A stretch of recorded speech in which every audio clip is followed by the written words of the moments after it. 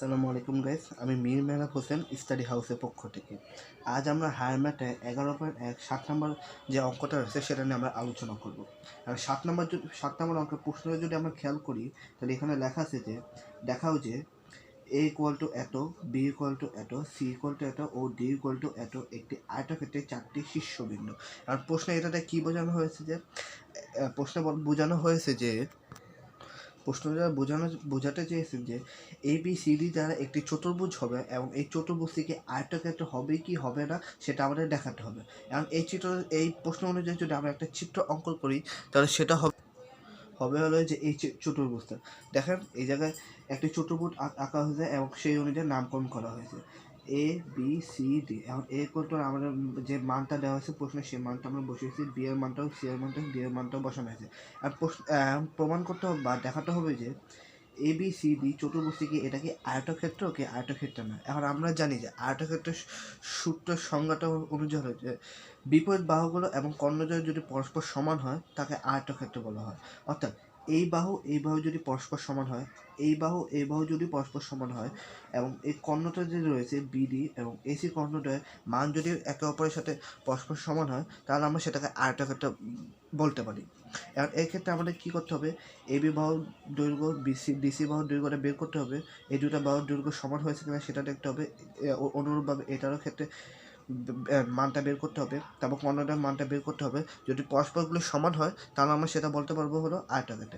তাহলে প্রথমে আমরা এবি যে বাহুটা আছে সেটা মানটা বের করে দেবো। চলেন দেখি। এই যে দেখুন, আমরা প্রথমে মানগুলো রেখে দিয়েছি। এখন আমাদের বের করতে হবে হলো যে এবি যে বাহুটা আছে, এবি বাহুর দৈর্ঘ্যটা বের করবো। এই যে দেখুন, এ বিবাহের দৈর্ঘ্য বের করার একটা সূত্র হলো x2 - উপর হোল স্কোয়ার প্লাস y2 - উপর হোল স্কোয়ার।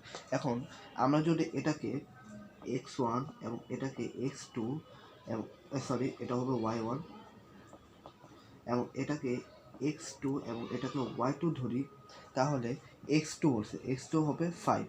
তারপর এখানে x1 কত, x1 হলো -5 উপরে হোল স্কোয়ার। তারপর এখানে বলছে y2 ইকুয়াল টু কত, 0, y1 equal to 0। And 0 equal to 0 লেখা না লেখা একই কথা।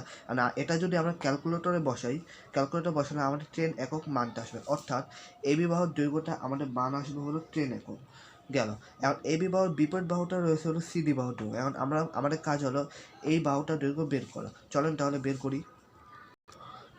এই যে দেখুন গাছ, সিডি বাহুর দৈর্ঘ্য একই সূত্র প্রয়োগ করবো, x2 - x1 উপর whole square plus y2 - y1 উপর হোল স্কোয়ার। এখন ধরি সিডি বাহুর দৈর্ঘ্যের ক্ষেত্রে এটা হচ্ছে x1, এটা হচ্ছে y1, এটা হচ্ছে x2 এবং এটা হচ্ছে y2। এখন x2 কত, -5 বসালাম, মাইনাস x1 কত, 5 বসালাম, উপরে হোল স্কোয়ার বসবে সূত্র অনুযায়ী।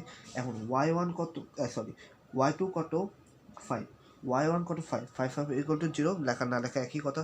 এখন এটা যদি বাদ দিই তাহলে আমাদের মান আসবে হলো এটা। আর এটা যদি আমরা ক্যালকুলেটর বসাই তাহলে আমাদের শুধু 10 একক বের হচ্ছে। অর্থাৎ এই সিডি যে বাহুর দৈর্ঘ্যটা রয়েছে এটা মান হবে 10 একক। অর্থাৎ এই বাহু পরস্পর সমান। এখন আমাদের কাজ হচ্ছে এই বাহুটা পরস্পর সমান কিনা তা দেখতে হবে। এখন আমাদের কাজ হচ্ছে এডি বাহুর দৈর্ঘ্যটার যে রয়েছে, এডি যে বাহুটার দৈর্ঘ্য রয়েছে এটার দৈর্ঘ্য বের করবো এবং এই বিপরীত যে বাহুটার দৈর্ঘ্য রয়েছে অর্থাৎ বিসি, এই বাহুটার দৈর্ঘ্য বের করবো। এখন এই দুটো বাহুর দৈর্ঘ্য সমান হয়েছে কিনা তা দেখতে হবে। চলুন আমরা তাহলে প্রথমে এডি যে বাহুটার দৈর্ঘ্য রয়েছে সেটা দৈর্ঘ্য বের করব। এই যে দেখুন, এডি বাহুর দৈর্ঘ্য আমরা একই সূত্র প্রয়োগ করেছি। এখন ধরি এই যে এ, এটা ডি, এটা এ এর মান হচ্ছে x1, এটার মান হচ্ছে y1, এটা মান হচ্ছে x2, এটা মান হচ্ছে y1। এখন x2 ইকুয়াল টু -5 বসালাম, x1 ইকুয়াল টু -5 বসালাম, তারপর এখানে প্লাস দিব সূত্র অনুযায়ী। তারপর এখানে y2 ইকুয়াল টু 5 এবং y1 যেটা রয়েছে সেটা হচ্ছে 0। আর এটা যদি আমরা ক্যালকুলেটরে বসাই, ক্যালকুলেটরে এটা ইকুয়াল টু 5 একক আসে। এখন আমরা বলতে পারি যে এডি বাহুর দৈর্ঘ্য যেটা রয়েছে সেটা হচ্ছে 5 একক এবং এর বিপরীত যে বাহুটা রয়েছে বিসি বাহুর দৈর্ঘ্য। এখন আমরা এই বিসি বাহুর দৈর্ঘ্যটা বের করব। এই যে দেখুন, এই বিসি বাহুর দৈর্ঘ্যটা একই সূত্রটা প্রয়োগ করলাম। অ্যান্ড এখন ধরি এই যে বিসি এটার মান হচ্ছে x1, এটার মান হচ্ছে y1, এটার মান হচ্ছে x2, এটার মান হচ্ছে y2। এখন x2 কত, x2 হচ্ছে 5 বসালাম। x1 কত, x1 এর মান হচ্ছে 5 বসালাম এবং সূত্র অনুযায়ী বাকিগুলো বসাই নিলাম। এখন এই মানটা যদি আমরা ক্যালকুলেটরে বসালে অর্থাৎ 5 একক আসছে, অর্থাৎ বিসি যে বাহুটার দৈর্ঘ্য রয়েছে, বিসি বাহুর দৈর্ঘ্য কত বের হয়েছে আমাদের 5 একক বের হলো। এখন বাহুগুলোর দৈর্ঘ্যটা বের করলো, কিন্তু আমাদের যে কর্ণটার দৈর্ঘ্য রয়েছে সেটা তো বের করা হয়নি। এই জন্য আমরা প্রথমে এই বি আর ডি যে বাহুটার কর্ণটার দৈর্ঘ্য রয়েছে সেই দৈর্ঘ্যটা বের করব। এই যে দেখুন, বিডি কর্ণের দৈর্ঘ্য সূত্র দিয়ে বের করলাম, -5 বিডি শূন্য সূত্র ধরে বের করব।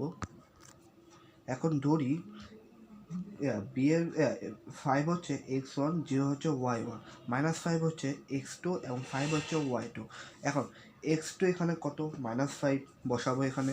তারপর x1 কত রয়েছে, x1 রয়েছে হচ্ছে শুধু 5, সূত্র দিয়ে বসাবো। তারপর প্লাস y2 কত 5 এবং y1 কত 0। এখন এটা যদি আমরা ক্যালকুলেটরে বসাই, অর্থাৎ ইকুয়াল টু আসবে হলো 5√5। অর্থাৎ আমরা লিখতে পারি যে এই বিডি যে কর্ণটার দৈর্ঘ্য রয়েছে সেটার মান আসবে 5√5। এখন আমাদের বিপরীত কর্ণ এসি যে কর্ণটা রয়েছে সেটা দৈর্ঘ্যটা বের করব। এই যে দেখুন, এখানে দেখেছি এসি কর্ণের দৈর্ঘ্য একই সূত্র। এখন ধরি এটার মান হচ্ছে x1, এটার মান হচ্ছে y1, এটার মান হচ্ছে x2, এটার মান হচ্ছে y2। এখানে x2 কত, x2 হচ্ছে 5, তারপর হলো x1 কত, x1 হচ্ছে -5, তারপর বাকি যেগুলো আছে সেগুলো সূত্রের সাহায্যে আমরা বসিয়ে নেব। এখন এই মানটা যদি আমরা ক্যালকুলেটরে বসাই, অর্থাৎ ফলাফল আসে হচ্ছে 5√5। অর্থাৎ আমার এসির যে বাহুটার দৈর্ঘ্য রয়েছে সেটার মান হচ্ছে কি 5√5। এখন দেখেন, আমাদের এবি বাহুর দৈর্ঘ্য যা বের হয়েছে, ডিসি বাহুর দৈর্ঘ্য তা বের হয়েছে, এডি বাহুর দৈর্ঘ্য যা বের হয়েছে, বিডি বাহুর দৈর্ঘ্য, বিসি বাহুর দৈর্ঘ্য তা বেড়েছে। অনুরূপভাবে কর্ণটার দৈর্ঘ্য একই বেড়েছে। অর্থাৎ বলতে পারি যে বিপরীত বাহুগুলো পরস্পর সমান এবং কর্ণদ্বয় যেগুলো রয়েছে সেগুলোর মান পরস্পর সমান। অর্থাৎ এগুলোকে আমরা সব ক্ষেত্রে এক করতে আমরা একটি আয়তক্ষেত্র বলতে পারি, কারণ এটি আয়তক্ষেত্রের সূত্রটা হচ্ছে যে বিপরীত বাহুগুলো পরস্পর সমান হবে এবং কর্ণদ্বয়গুলো পরস্পর সমান হবে। অর্থাৎ এই জায়গায় বিপরীত বাহুগুলো পরস্পর সমান এবং কর্ণদ্বয় পরস্পর সমান, অর্থাৎ এটি একটা আয়তক্ষেত্র। আশা করি আপনারা এই ম্যাথটা অনেক ভালোভাবে বুঝতে পেরেছেন। এই ম্যাথটা অনেক একটু বড়, কিন্তু যদি আপনি আপনার চিত্তর সাহায্যে নিয়ম মেনে ফলো করে অঙ্কটা করেন তাই এটা আপনার কাছে পানির মতো সোজা হবে। আজ এই পর্যন্তই। যদি আপনাদের আমার এই ভিডিওটা ভালো লাগে, সাবস্ক্রাইব এবং লাইক করে পাশে থাকবেন। দেখা হবে পরবর্তী ভিডিওতে। আসসালামু আলাইকুম।